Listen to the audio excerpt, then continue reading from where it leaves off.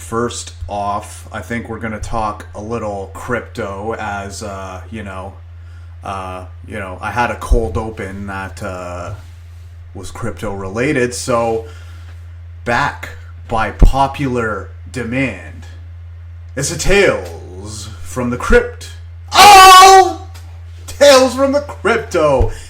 Ow! How is it going? Everybody's in the fucking red, and so am I. But not really too worried about most of my shit, as I did not, I did not advise anybody to buy any Luna. That's for damn sure. This is all about, and this all boils down to knowing what you hold and knowing who the people are that are operating, the platforms that you're, the networks that you're invested in. This Do Kwon guy apparently had a kill switch, which would automatically liquidate all of his assets, and basically so he would be able to get off scot-free in the case of danger, which their stablecoin collapsing, and their stablecoin was propped up by absolutely nothing, was danger, and dump all over investors. So those of you who are stupid enough to buy the 2.0 version, you're already down 70% on your holdings. So, know the people who are operating the cryptos that you're investing in. And at the very least, if you want to get into something speculatively, if that's a word, you know what I'm talking about. If you want to get into something like that, get in lightly, and then research more on it. Like, say if I liked kind of like the tokenomics of something, and I didn't know too much about it, and it was at a good price, I would buy it, and then I would continue to do research on that coin, and then figure out if I want to buy more of that coin, instead of just slapping down thousands of dollars right away, and having a super high risk asset potentially. Now, everything's been down, and I've been looking to buy, and money's been tight lately. So what did I do? I broke out the hedge trimmers a little bit. I shaved off a little bit off of some of my cryptos, and I used it to buy a couple ones that I've been doing more research on lately, and I've been finding that it would help to have decent positions in. So I broke out the hedge trimmers, did a little chop off of some of the assets that I had an abundance of, and then just trim the fat, if you will. So I decided that I needed to have a little bit of Casper, and I needed to have a little bit of Quant. Now, the Casper I ended up getting, and I have a decent bag of Quant. I bought a little bit of, and I'm gonna kind of perpetually kind of fund with a little bit over the course of the my next couple paychecks, and kind of beef up over the next couple months, I'm thinking. So that's kind of the plan. I already got some Casper. I got it locked into staking. I'm staking it right now, just having it locked in. I think the price right now is around a little bit under 5 cents Canadian. So I mean, that's stupid good deal.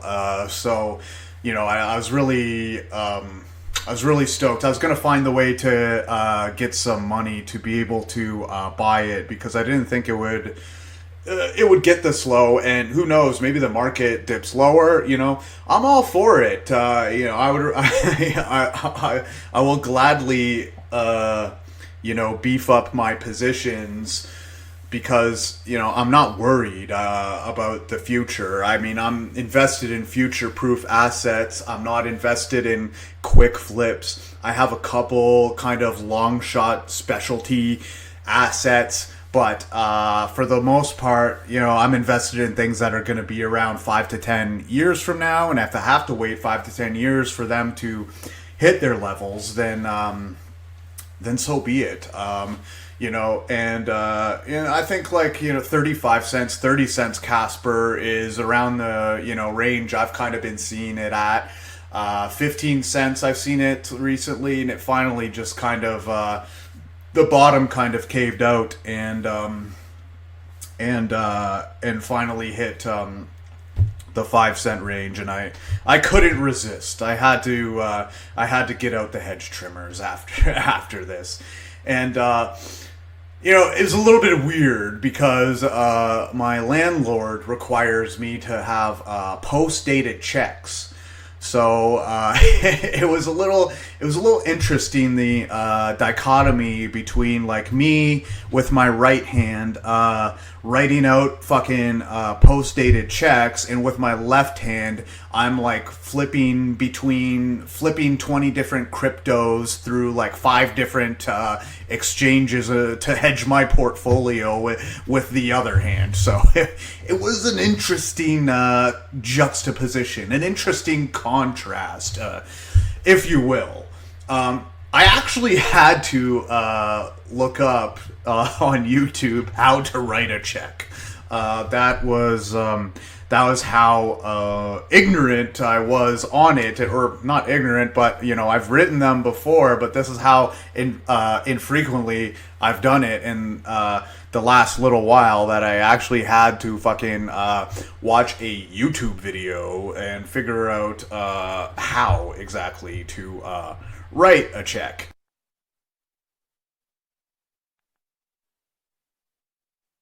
Now, here's the thing with crypto, where you can get really creamed if you're not on top of your shit. So I was I had hedged my positions, and I had got a little of extra USDT. Now, there's only a few places you can buy Casper. I bought it off Hotbit, and the convenient thing about Hotbit is that you can also stake directly on the website. So I had all this USDT, and then I was about to send it over to the network. So this is why you always got to pay attention. I was about to send the USDT to the Hotbit network, and so I was looking at the bottom transaction fee, $25 fucking dollars to send the tether over to Hotbit. So what did I do?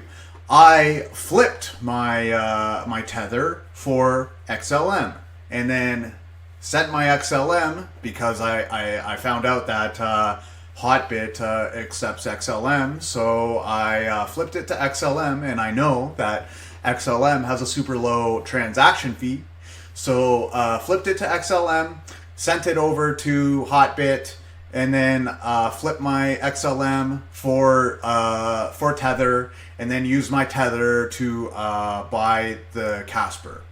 Usually I use the market instead of the limit, but there is not as much activity on the Hotbit network, so you actually have to use limit. So you basically have to set your price and set the order price. So I kind of fucked up, and I set the price too low to buy, and it started going up overnight.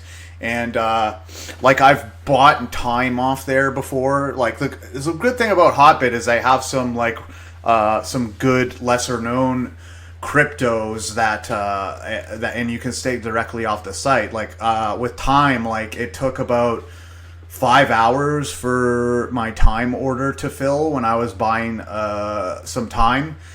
So I did it late last night, and I figured it would be good by the morning, but the price shot up, and then all of a sudden my order for my lowish buy was not filled, and so I had to set another order. You just got to be very careful with the price that you're setting it at if you want to be able to have the order filled right away. And so it's just a little extra layer of confusion when you're setting limit orders instead of market orders. But with unless like on KuCoin, I find it takes very little time for transactions to settle, so I can go with market orders and it'll still settle within seconds because of the amount of volume and activity on KuCoin. But the networks with lesser activity, you just have to be very careful at the price you're setting it on. Check the bar with the buys and sells, and see if you can kind of squeeze in at a price if you want to be able to buy it right away. Like if you're worried that the price is gonna go up. I probably lost like maybe 500 I got like 500 less Casper by kind of not setting it at the price that I really needed to set it at. So just a couple tips if you're first getting in to crypto is make sure to pay attention to the transaction fees and really make sure to set a solid price if you're doing limit instead of market orders. Now, what's so good about these cryptos that I needed to hedge, and they needed to get some of these in order to make sure my portfolio is well rounded. Well, let's start with Casper. Okay, so Casper is about contracts. It's about how it was explained to me was so Mark Zuckerberg, he basically stole the idea of Facebook from these sets of twins who were working on it with him, but he was the one who went and did all the footwork and was working on it, but with these twins. But he was the one who kind of got the process all in motion. So Casper is like something that would have prevented those twins from getting fucked over on Facebook. It's like creating a private layer for to operate businesses and networks over top of that, is able to quantitatively assess who is doing what and who's putting what into the project, whatever sort of project you're working on. So the thing with Casper is that it's kind of it's gonna be around for a while, and it's really gonna kind of revolutionize enterprise and business operations, and just the fact that it's kind of as dirt cheap as it is was definitely worth for me to pick up a bag. And I think it's kind of one of the assets that will be around for the utility bull run, which most of my assets in my portfolio are pro utility assets. I have a couple of long shot tokenomic based assets as well for super high profits potentially if they can pop back to all-time highs, or if we get on another market bull run. But generally speaking, 80 to 85% of my portfolio is in utility-based cryptos that are gonna be around for a long time, that are going to be the future of crypto. Now, Quant is another one of those assets, and the reason I got into Quant is that so Quant is a blockchain that operates like what they refer to as like an overledger. And Quant is going to specialize in interoperability, and it also utilizes distributed ledger technology, DLT. It's so interoperability is basically going to be like if you have a network and you're transferring to another network, that so like say Hedera to ETH or XRP to Bitcoin. If we're gonna use a lot of those type of transactions in the future, that Quant is gonna be very heavily utilized. So here, Quant is currently $85 Canadian. That's probably something like 60, 70 bucks, 65, 70 bucks American. I don't know exactly. They have a total supply of 14.6 million. When things were kind of like more stable, it was trading at $150 to $180 Canadian. Now here's an interesting quote about their description. So, quote, it is an agnostic platform that connects the world's networks to blockchains and ensures you are not limited to any single vendor or technology. Overledger is the only platform that facilitates the development of internet scales development of decentralized multi-chain applications. End quote. So, that was basically like a long-winded way of saying what I just mentioned. Is that the different network to different network transfer, and being able to have an overledger, a ledger that's over top of all the other ledgers in networks that can transfer between networks. So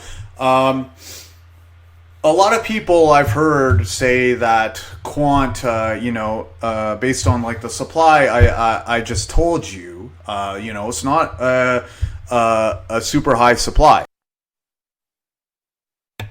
And there are a lot of people that think it's the most likely crypto to have a Bitcoin-like surge. Only this is like for utility instead of pure speculation, as Bitcoin was. So like it can get even theoretically can get even higher.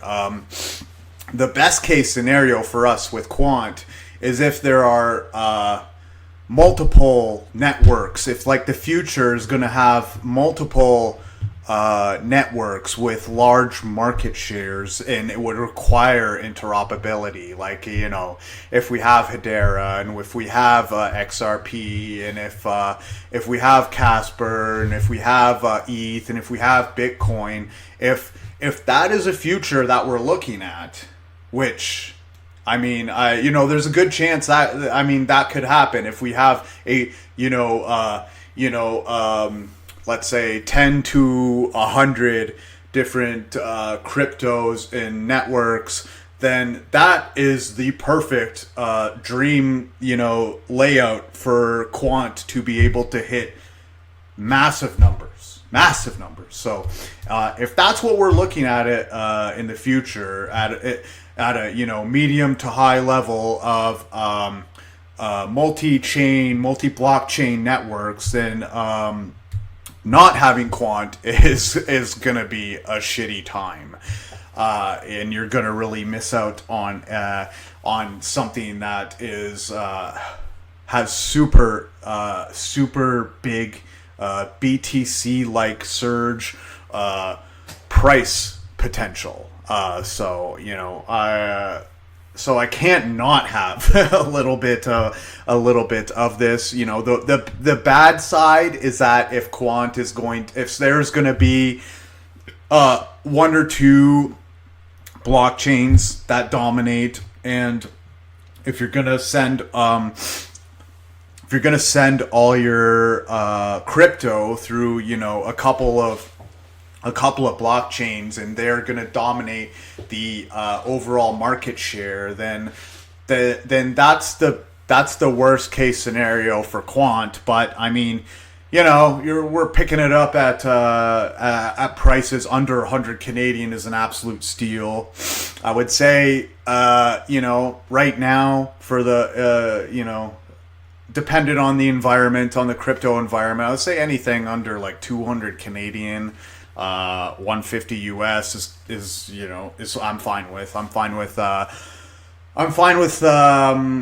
padding my my bankroll, my bag of quant at those prices. So that's kind of what my portfolio's been doing lately. Not much else to update on.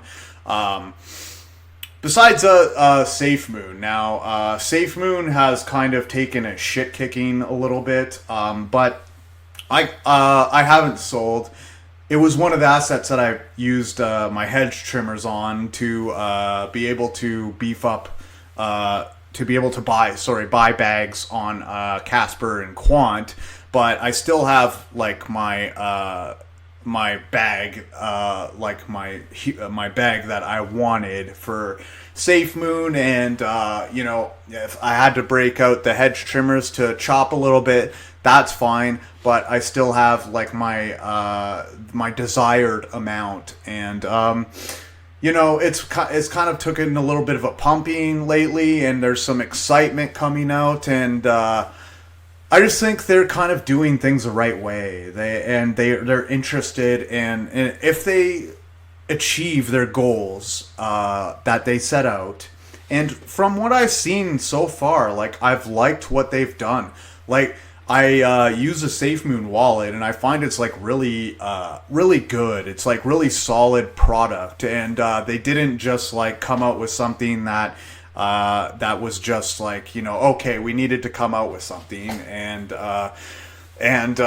so if they do the same thing with the swap and exchange, and if they really, and the blockchain, and if they achieve all these goals, and if they do them the right way, SafeMoon has massive potential, and I kind of have not been re-upping my bags just because I already had like the desired bag that I wanted to have, and I had it at good enough prices, so I kind of am just waiting out this current bear market and see what happens.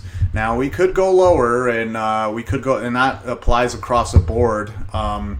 Many people are calling for the collapse of Tether and further downward trajectory for BTC. Me personally, I don't know. I don't see the market going below 1 trillion. And if it does, not much has changed. I still like my positions now. So my portfolio, I don't think it really makes sense to break down percentages, because like percentages that I bought it for versus what it's worth now are fucking completely different. But you guys all know, if you've been listening, is that XRP is my fucking big daddy. That's what I got. 75% of my portfolio is invested in XRP, and the following are like lesser chunks, but still decent amounts, and still like the minimum desired amounts that I've wanted to have at least. So XRP, and then a split for the last 25% is between SafeMoon, XDC, HBAR, QNT, Casper, Time, Libero, and CrossWallet. So that's kind of how my portfolio is looking right now, and we'll see how things play out. I mean, I'm a little bit surprised that there hasn't been a pump, that there's been so much bearish action. I think that maybe a lot more, that we've reached kind of the speculative peak of crypto, and that we are not going to start to see crazy pumps until the utility bull run comes. And that is going to come likely with the resolution of the XRP case. So I think, maybe we'll see a bull run before that. But if we don't, I expect that we will see a utility / altcoin bull run finally when this XRP case gets resolved.